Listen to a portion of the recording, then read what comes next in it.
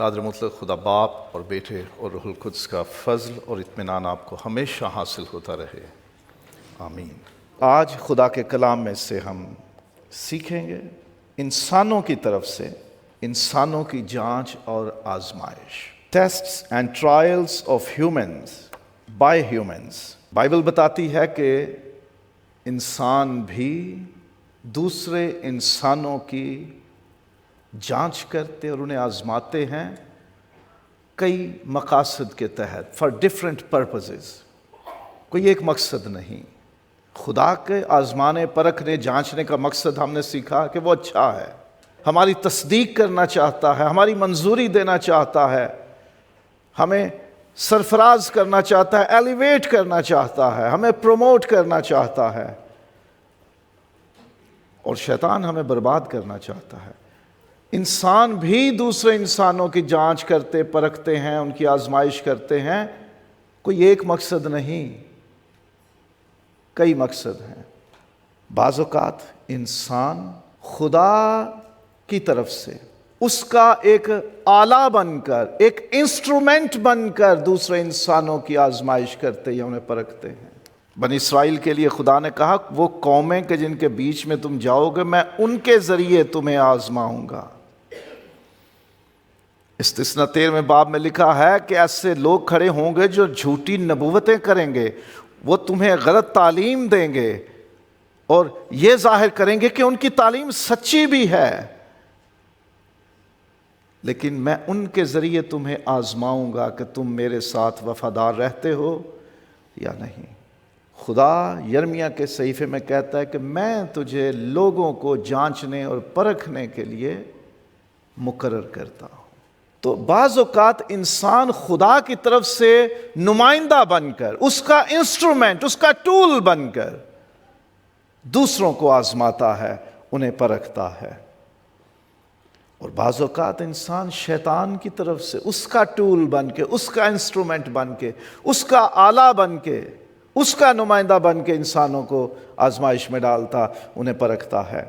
خدا نے ایوب کے بارے میں شیطان کو اجازت دی کہ تو لگا لے زور اپنا، تو اس نے انسانوں کو استعمال کیا، اس کے مال مویشی پر حملہ کرنے کے لیے انسان آ گئے اور انہوں نے لوٹا، نوکروں کو مارا، مال لوٹ کے چلے گئے، مال مویشی لوٹ کے چلے گئے، وہ انسان تھے۔ اور تھسلونیکیوں کے پہلے خط میں پولس رسول فکر مند ہے کہ کہیں آزمانے والے نے تمہارے بیچ جھوٹی تعلیم دینے والے، بہکانے والے، ورغلانے والے، تمہیں دھوکے میں لانے والے لوگ بھیج کر تمہیں آزما نہ لیا ہو اور تم گر نہ پڑے ہو، ایمان سے گمراہ نہ ہو گئے ہو۔ انسان استعمال ہوتے ہیں شیطان کے ٹولز کے طور پر، اس کے انسٹرومنٹ کے طور پر، اس کے ریپریزنٹیٹیو کے طور پر، اس کے نمائندوں کے طور پر انسان استعمال ہوتے ہیں۔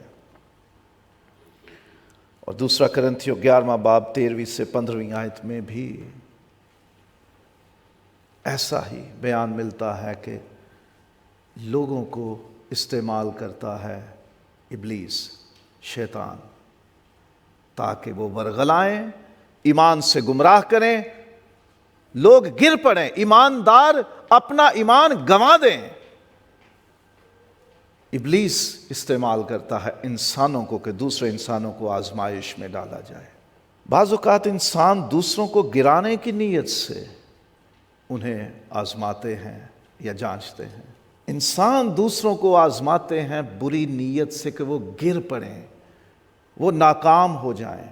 تو بائبل میں ایسے واقعات ہمیں ملتے ہیں، خاص طور پر یسوع مسیح کے ساتھ یہ ہوا تھا کہ یہودی قوم کے عالم، استاد، سردار، وہ یسوع کو آزمانے کے لیے آتے کہ اس کو پھنسائیں کسی طرح اپنے جال میں، ایسے ایسے سوال کرتے کہ کوئی نقطہ مل جائے کہ ہم لوگوں کو کہیں دیکھو ہم نہ کہتے تھے کہ یہ انسان اچھا نہیں ہے، یہ تمہیں خدا سے دور لے جائے گا، یہ برائی کی تعلیم دیتا ہے، یہ شریعت کے خلاف چلتا ہے، یہ خدا کے خلاف چلتا ہے۔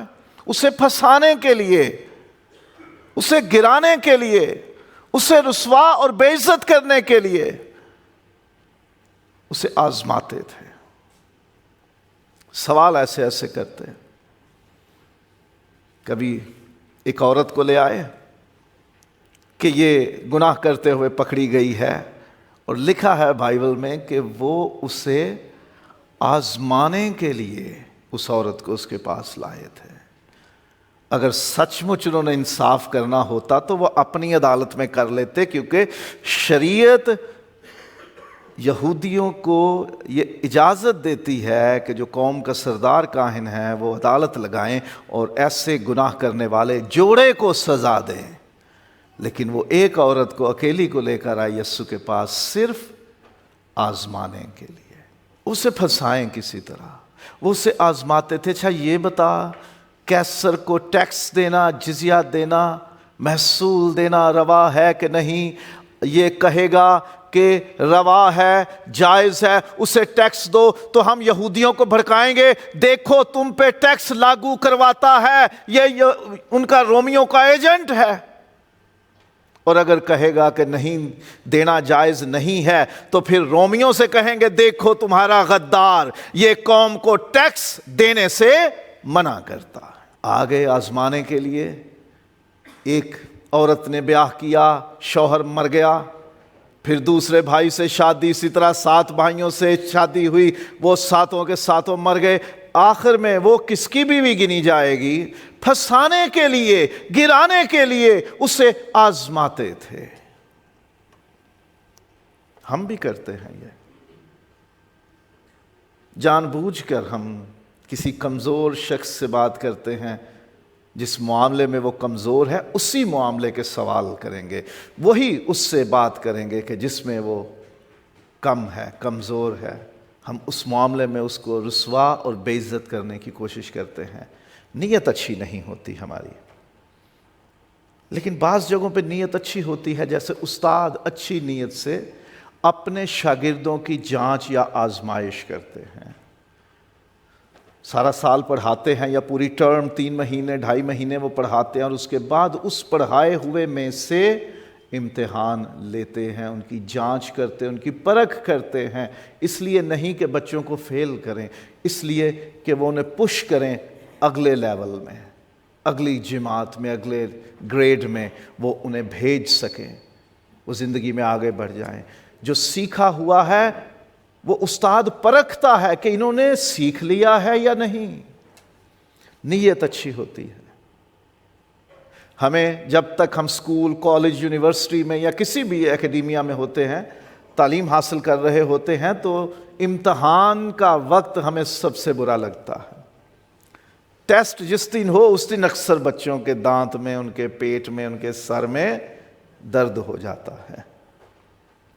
یہ تجربہ ہے ہم سب کا. ہم سب کہیں نہ کہیں اس مرحلے سے گزرے ہیں، کیونکہ ٹیسٹ، امتحان ہمیں اچھا نہیں لگتا.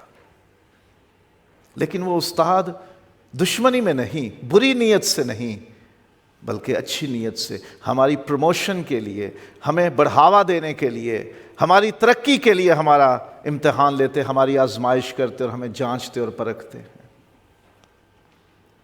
پولس رسول بھی اپنے شاگردوں کو یہ کہتے ہیں کہ میں تمہاری آزمائش کرنا چاہتا ہوں، دیکھوں ایمان پر ہو کہ نہیں، دیکھوں کہ تم ہمارے ساتھ خداوند کی تعلیم کے ساتھ، اپنے ایمان کے ساتھ محبت میں سچے ہو کہ نہیں.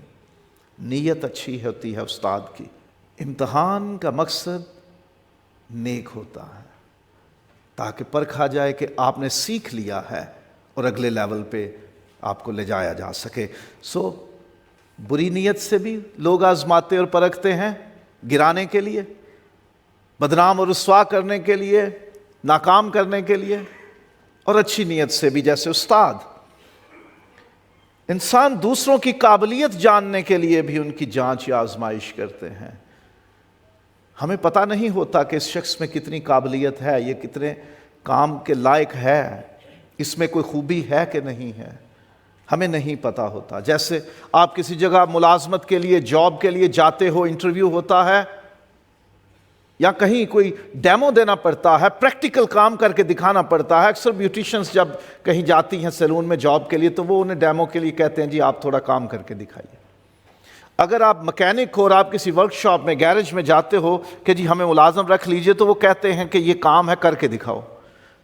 کسی آپ اسکول، کالج، یونیورسٹی میں بطور ٹیچر آپ وہاں اپلائی کرتے ہو تو وہاں جو سلیکشن کمیٹی ہے یا انٹرویو کمیٹی ہے وہ آپ کو کہہ سکتی ہے کہ ایک ڈیمو لیسن دیجئے، ہم دیکھ پائیں کہ آپ کیسے پڑھاتے ہو، آپ کا انداز کیسا ہے۔ قابلیت، ایبلٹی، کیپیبلٹی، آپ کے اندر جو ٹیلنٹ موجود ہے اسے پرکھنے جانچنے کے لیے بھی آزمائش ہوتی ہے، کیونکہ اس کے بعد آپ کو کسی مقام پہ مقرر کرنا ہے، فائز کرنا ہے، ایلیویٹ کرنا ہے، اپوائنٹ کرنا ہے، اس لیے جانچ ہوتی ہے آپ کی ایبلٹیز کو، آپ کی کیپیبلٹیز کو جانچنے کے لیے۔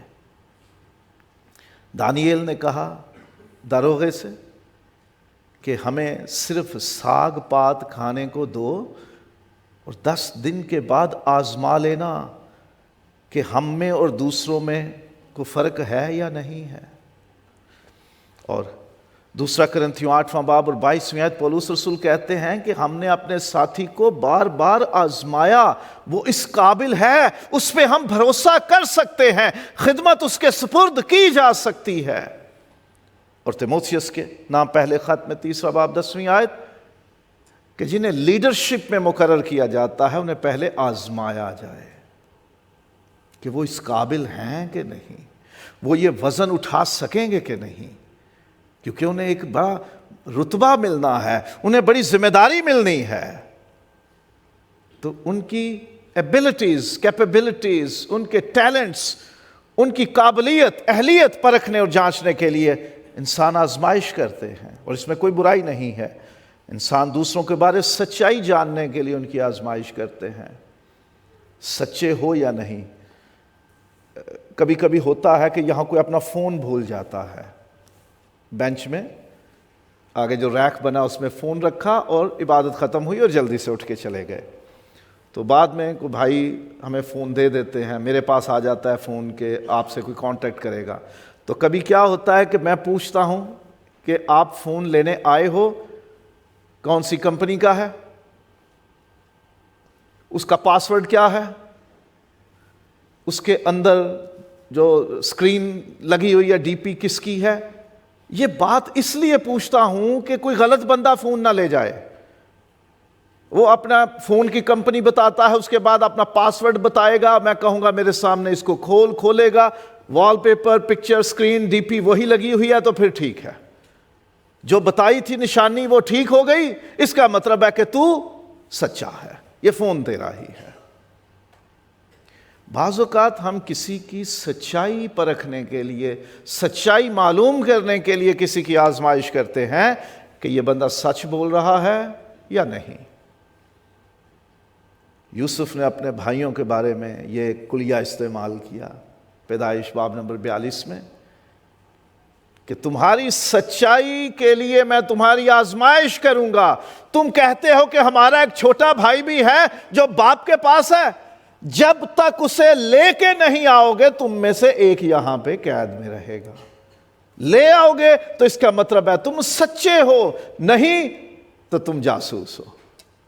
پتا تو تھا اسے کہ ایک بھائی ہے، اسے معلوم تھا، لیکن وہ ان پر اپنا آپ ظاہر نہیں کرنا چاہتا تھا کہ میں تمہارا بھائی ہی ہوں اور جانتا ہوں۔ اسے معلوم تھا یہ وہ ہیں کہ جنہوں نے مجھے مارنے کی کوشش کی تھی، میں اپنے بھائی کو بلوا لوں یہاں پر۔ اور کہا تمہاری سچائی اسی سے معلوم ہوگی، تمہاری آزمائش کی جائے گی۔ اگر تم بھائی کو لے آؤ یہاں پر تو تم سچے، اگر نہیں تو پھر تم جاسوس ہو۔ تو یہ کلیہ استعمال کیا۔ ہم زندگی میں اکثر یہ طریقہ استعمال کرتے ہیں کسی کی سچائی پرکھنے کے لیے۔ کہیں رشتوں کی بات ہو تو بتایا جاتا ہے جی بڑا اچھا لڑکا ہے، بڑی اچھی جاب پہ ہے، اپنا کاروبار ہے۔ ابھی راجش کی بات کر لیتے ہیں مثال کے طور پہ۔ راجش کی شادی کا وقت تھا تو سمن کے گھر والوں نے اپنے پاسٹر سے معلومات لیں، اور ان کے پاسٹر کے والد میرے بڑے اچھے، بڑے پیار کرنے والے تھے، یہاں بحرین میں خدمت کرتے تھے۔ انہوں نے مجھے فون کیا کہ اس نام کا ایک ہندوستانی لڑکا آپ کے چرچ میں ہے۔ میں نے کہا جی ہے۔ وہ کیسا ہے؟ میں نے کہا جی میرا چھوٹا بھائی، میرے بچوں کے جیسا، ہماری کلیسیا میں وہ چرچ کمیٹی کا ممبر ہے اور بڑا ایماندار شخص ہے۔ کیا ہوا؟ اس کی شادی کے لیے جہاں رشتہ ہو رہا ہے ادھر پاسٹر میرا بیٹا ہے، اور اس نے میرے تھرو پوچھوایا ہے۔ تو معلومات کے لیے آپ پرکھتے ہو، جانچتے ہو، تاکہ پتہ چلے جو راجیش نے باتیں اپنے خاندان کے ذریعے سے ان کو بتائی ہوئی ہیں وہ سچ ہیں کہ نہیں۔ انہوں نے آزمائش کی، انہوں نے پرکھا۔ تو ہم آزماتے ہیں سچائی جاننے کے لیے، پرکھنے کے لیے، کیا جو بات بتائی گئی ہمیں وہ ٹھیک ہے؟ بندہ جو کچھ اپنے بارے میں کہہ رہا ہے وہ درست ہے یا نہیں ہے؟ سچائی معلوم کرنے کے لیے آزمائش کی جاتی ہے، اور دوسروں کی خوبیوں کی تصدیق کرنے کے لیے بھی۔ سلیمان بادشاہ حکمت میں سب سے بلند، خدا نے اسے حکمت، شہرت، دولت سب کچھ دے دیا تھا، اس کی بڑی شہرت ہو گئی تھی۔ تو سبا کی ملکہ اسے آزمانے کے لیے آتی ہے، مشکل سوال لے کر آتی ہے۔ سنا ہے کہ یہ بڑا عقل مند ہے، سنا ہے یہ بڑا حکمت والا ہے، سنا ہے اس کی بادشاہت بڑی آرگنائزڈ ہے، سنا ہے کہ اس کا دربار بہترین آرگنائزڈ ہے، انتظام ہی شاندار ہے، اس کے نوکر چاکر اور ملازم بھی بہترین ہیں۔ پتہ ہے میں کلیسیا میں سارے انتظامات میں کوشش کرتا ہوں کہ انتظام کرنے والا اس سے بہترین طور پہ کرے، اس لیے پیچھے چڑھا رہتا ہوں، اس کو اچھے سے کرو، اس کو ایسے کرو، ویسے کرو۔ اگر سلیمان کے دربار میں اس کے خادم اور نوکر پرفیکٹ تھے تو ہمارے خداوند کے گھر میں خدمت گزاروں کا طریقہ کیا کامل نہیں ہونا چاہیے؟ بہترین، اس کے دربار سے بھی بہترین ہونا چاہیے۔ سلیمان کی حکمت سے زیادہ حکمت والا ہمارا خدا ہے، اس کی شان و شوکت سے زیادہ شان و شوکت والا ہمارا خدا ہے، تو اس کا گھر، اس کے گھر کا انتظام سلیمان کی مملکت سے بہترین ہونا چاہیے۔ تو وہ سوال لے کر آتی ہے، میں جانوں کیا واقعی یہ اتنا حکمت والا ہے؟ کیا اتنی عقل ہے اس میں؟ کیا اس کی بادشاہت میں اتنا بہترین انتظام ہوتا ہے؟ تو وہ سوال لے کے آتی ہے، اسے آزماتی ہے، اسے پرکھتی ہے، جو کچھ کہا گیا واقعی سچ ہے یا نہیں۔ تو کسی کی خوبیوں کو تصدیق کرنے کے لیے، انہیں اپروو کرنے کے لیے، ٹیسٹیفائی کرنے کے لیے بھی آزمائش کی جاتی ہے، اور انسانوں کو تعلیم دینے والوں کو جانچنے یا آزمانے کا حکم دیا گیا ہے۔ یوحنا کا پہلا خط 4 باب اور پہلی آیت، جو تعلیم دینے والے ہیں انہیں آزماؤ، روحوں کو آزماؤ، خدا کی طرف سے ہیں یا نہیں ہیں۔ جو تعلیم دینے والے ہیں وہ خدا کی طرف سے ہیں یا نہیں ہیں، وہ کیسے معلوم ہوگا؟ ان کی تعلیم سے۔ وہ کیسی تعلیم دیتے ہیں؟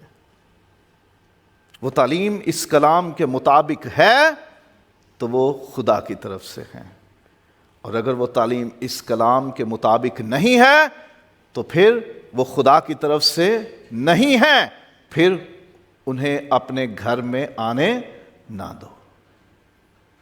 کئی لوگ ورگلاتے ہیں، بہکاتے ہیں، اپنے پیچھے لگا لیتے ہیں، ایسی ایسی بات آپ کو بتائیں گے، آج تک کسی نے بتائی آپ کو؟ میں بتاؤں گا۔ اور وہ بات بائبل میں پیدائش سے ملاکی اور پھر متی سے مکاشفہ تک کہیں لکھی ہوئی نہیں ہوتی۔ ایک بزرگ خادم نے، میں گواہ ہوں اس چیز کا، میں نے خود سنا زمین پر بیٹھ کر جب میں اسکول میں پڑھتا تھا، مکاشفہ میں لکھا ہے کہ انہیں ایک نیا گیت سکھایا گیا جس کا کوئی لفظ نہیں لکھا ہوا بائبل میں، جسے ان کے سوا کوئی نہ سیکھ سکا کہ جنہیں برے نے اپنے خون سے خریدا ہوا ہے۔ وہ ایک نیا گیت ہے۔ تو وہ کلیسیا کو کیا بتا رہے؟ پتہ ہے آپ کو وہ نیا گیت کون سا ہے؟ سارے حیران کہ لو جی ساڈے پادری صاحب دی 20 سالاں دی محنت گئی، ان اج تک سانو یہی نہیں دسیا، یہی نہیں بتایا کہ وہ نیا گیت، the new song that will be taught in the revelation, مکاشفہ میں جو نیا گیت ہے وہ کون سا ہے؟ رب خداوند بادشاہ ہے، یہ انہوں نے بتایا۔ ہنے دسو داؤد دا لکھیا رب خداوند بادشاہ نواں گیت جے، اے گل واقعی نویں جے، ایسی ایسی بات بتا دیں گے اور ہم لوگ سمجھیں گے کہ ہاں یہ بات تو کسی نے آج تک بتائی ہی نہیں۔ وہ جو عورت یسوع نے جس سے بات کی تو 5 کر چکی، 6 بھی تیرا نہیں ہے، پتہ ہے اس کے شوہروں کے نام ہے کہیں؟ یوحنا 4 باب میں یہ واقعہ لکھا ہے سامری عورت والا، اس کے شوہروں کے نام، ایسے بھی خادم ہیں جو آپ کو بتاتے ہیں، یہ 5 نام ہیں ان کے۔ ان آج کل میرج بیورو بھی چلاندے نے پادری، ہو سکتا ہے کہ میرج بیورو میں ان 5 رشتوں کا انتظام انہوں نے کیا ہو 2000 سال پہلے، اور مجھے تو یقین نہیں آ رہا کہ اتنی لمبی عمر کسی کی ہو سکتی ہے کہ انہوں نے اس عورت کے رشتے 5 خود کروائے ہوں، ایک کے بعد ایک طلاقیں بھی ہو گئی ہوں، اور پھر اگلا رشتہ انہوں نے کروایا ہو، اور اس لیے ان کو پتا ہو کہ ان کے نام کیا تھے۔ ہے کوئی تک بندی؟ اور آپ کے پاس آ کے وہ آپ کو ایسا شیشے میں اتاریں گے، یہ بتایا آپ کے پادری نے آپ کو؟ نہیں نا، ان کو کچھ پتہ ہی نہیں۔ ہمارے پاس اصل علم ہے۔ ایک بزرگ، یہ کوئی تیسرے کی کہانی میں آپ کو سنانے لگا ہوں، انہوں نے کہا خدا نے مجھ سے کہا مکاشفہ کی وہ باتیں میں نے جو یوحنا سے چھپائی تھی میں تجھے بتا رہا ہوں۔ یوحنا سے کہا ان باتوں کو نہ لکھ کیونکہ ابھی ان کا وقت نہیں آیا، اور آخر میں لکھوا دیا جو اس کتاب میں لکھی ہوئی باتوں میں بڑھائے وہ لعنت کا حقدار ہوگا، سزاؤں کا حقدار ہوگا۔ اور بندے دعویٰ کرتے ہیں جو باتیں یوحنا کو بھی نہیں بتائی تھی خدا نے کہا میں تجھے بتا رہا ہوں، یہ لوگوں کو بتا دے۔ اب یہ بات اور ٹرک استعمال کر کے لوگ آپ کی زندگی سے کھیلتے ہیں، آپ کی روحوں سے کھیلتے ہیں، آپ کے ایمان سے کھیلتے ہیں، اور پھر آپ دیکھتے ہو کہ یہ بڑا پہنچا ہوا خادم ہے جس کے پاس وہ علم ہے جو خدا نے یوحنا کو بھی نہیں دیا تھا۔ بڑے بڑے حادثات لوگوں کے ساتھ ہوئے ہیں اس نئی تعلیم کے چکر میں۔ احتیاط کیجئے، خدا کا کلام کہتا ہے ان روحوں کو، ان لوگوں کو، ان خادموں کو، ان استادوں کو پہلے آزماؤ، انہیں پرکھو، وہ خدا کی طرف سے ہیں بھی کہ نہیں۔ ہمیں یہ حکم ہے انہیں پرکھنے کا، اور ہم خود بھی تو انسان ہیں، ہمیں خود کو آزمانے اور پرکھنے کا حکم ہے۔ خود کو آزماؤ، اپنے کاموں کو آزماؤ، اپنے آپ کو آزماؤ کہ ایمان پر ہو کہ نہیں، تم خدا کے ساتھ راست چل رہے ہو کہ نہیں، کیا خدا کے ساتھ تمہارا تعلق سیدھا ہے کہ نہیں۔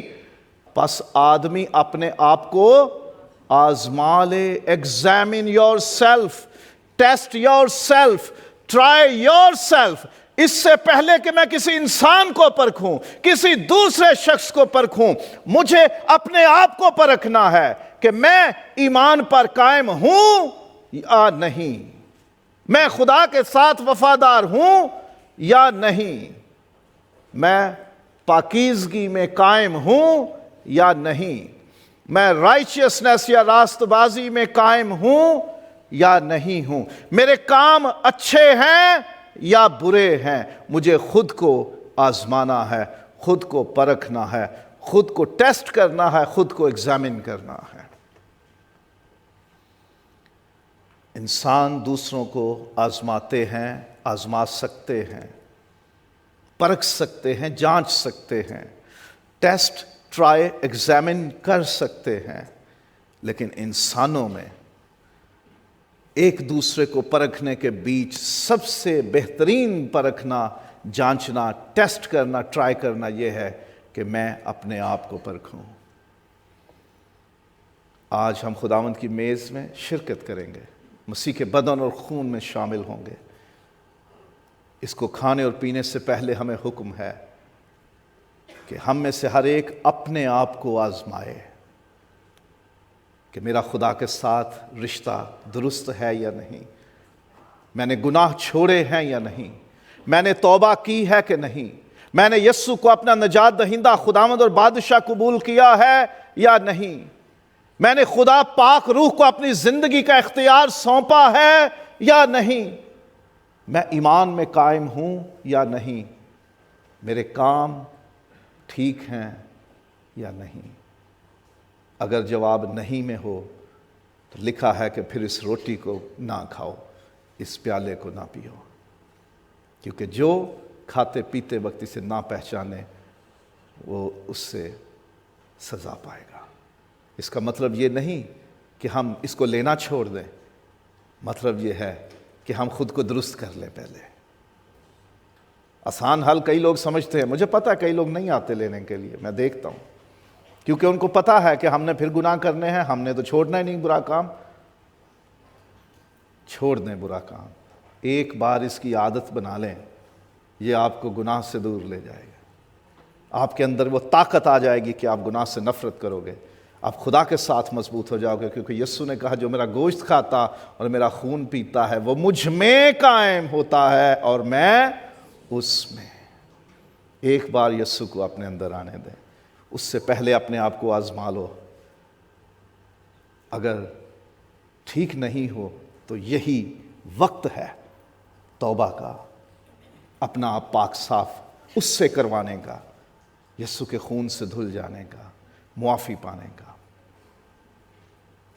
آزماؤ دوسروں کو اچھی نیت سے، اچھے طریقے سے، لیکن اس سے بہتر ہے خود کو آزماؤ کہ ہم ٹھیک ہیں یا نہیں۔